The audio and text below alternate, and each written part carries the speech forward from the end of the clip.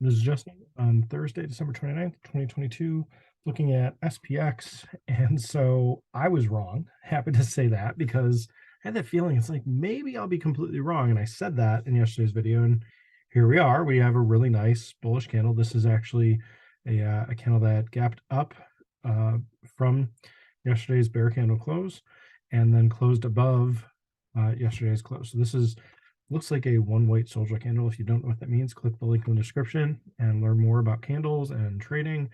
And this was kind of looking a bit strong of a day. So let's jump into the 3-minute here.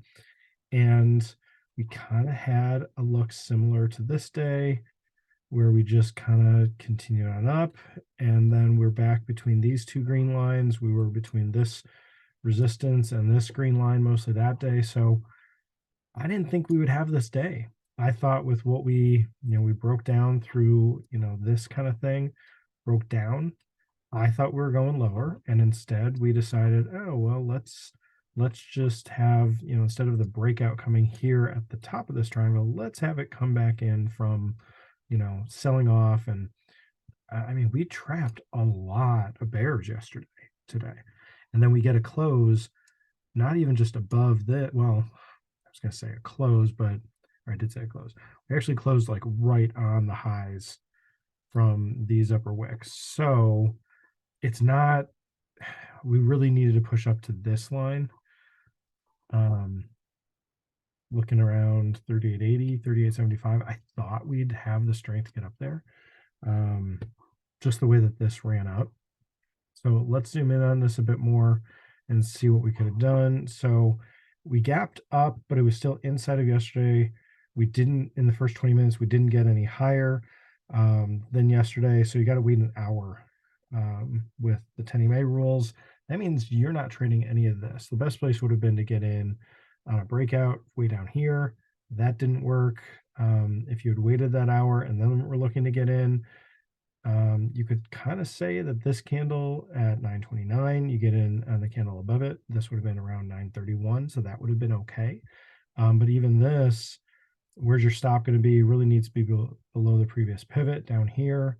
If this moved up, made a new high in the day, ended up pulling back a little bit, so that really you'd be down ever so slightly on that position. If you had trailed your stop up aggressively and got it below this wick, you were wicked out for a small loss, and then it did end up moving up, and I guess it didn't quite tag the green line. I thought it got there here, but didn't get it here either. And then we just went sideways, like nothing happening for hours. So, this was the strength of the day.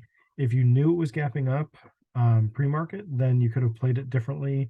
I think the 5-minute looked different here as well. I'm going to leave it on 3-minute, but the 5-minute candles look different. I think it had a bear candle somewhere lower, but it still was an inside day. So that's what's tough with this. If we look over at SPY, it's pretty much the same story, but we had a bear candle here, but it's still, you got to wait that first hour. Let's just look at this. So if at 9.27 you're getting into the candle right after that, right at 9.30, what could that have looked like? We're going to go look at the call here. So this is the 3,800, I'm sorry, the 380 call that expired today, because we're looking at SPY now. This would have been an entry, really like 290, stop limit of 290. Maybe you could have waited to done at 3. So buy at 3, stop down at 2, $100 risk. That would have been comfortable. That would have had your stop down here below this pivot. I think that would have been a good setup.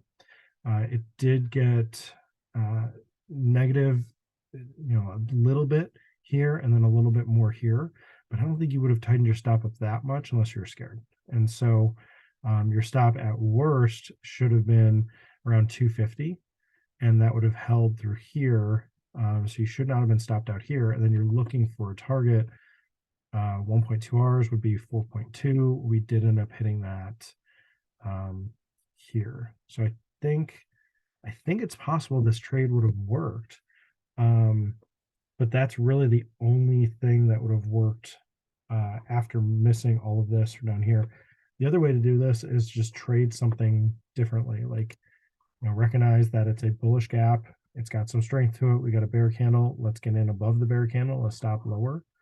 You could have done that with the same option, get in above this candle and a stop $1 lower. So this, the high was 126, so maybe 135, 130 would have been your stop limit. And so then your stop is down at 0.3 or 0.35, way down here. And then your 1.2R is much closer. It'd be at 255. And so we ran up and that would have filled, let's see, 255, that would have filled on this candle.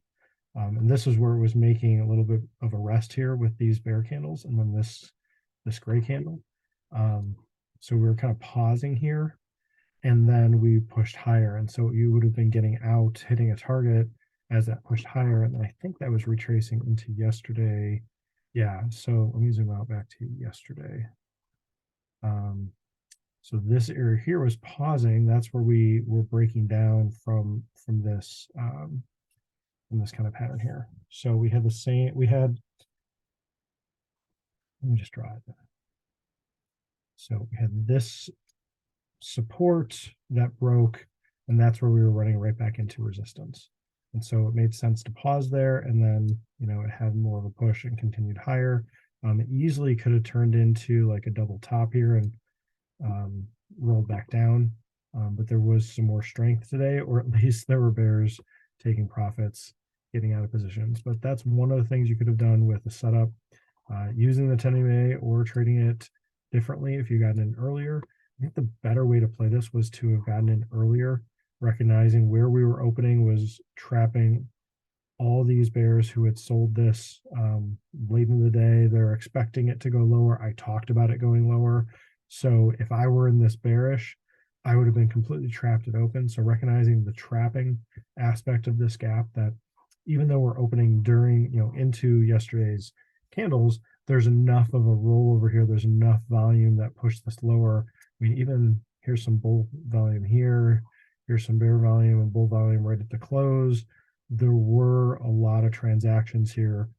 It's entirely possible that a lot of bears were trapped to have an open right here above this pivot. And if we don't sell back off, then yeah, we're trapping them.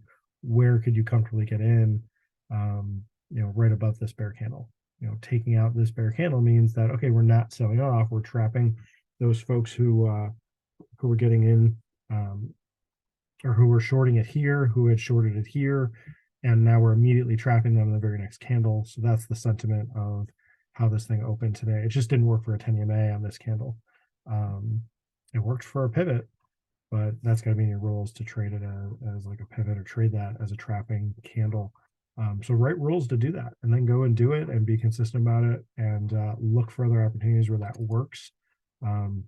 That's how this day worked. We had a gap up, bear candle, and chopped around a little bit more, but we ultimately broke out, retested, and then we ran. And so that's kind of what we did, with, the gap that happened today, gapping up and clearing this pivot basically with the open. And then how we gapped up here, we did the same thing. We gapped above this resistance, all of these pivots, all through this entire day.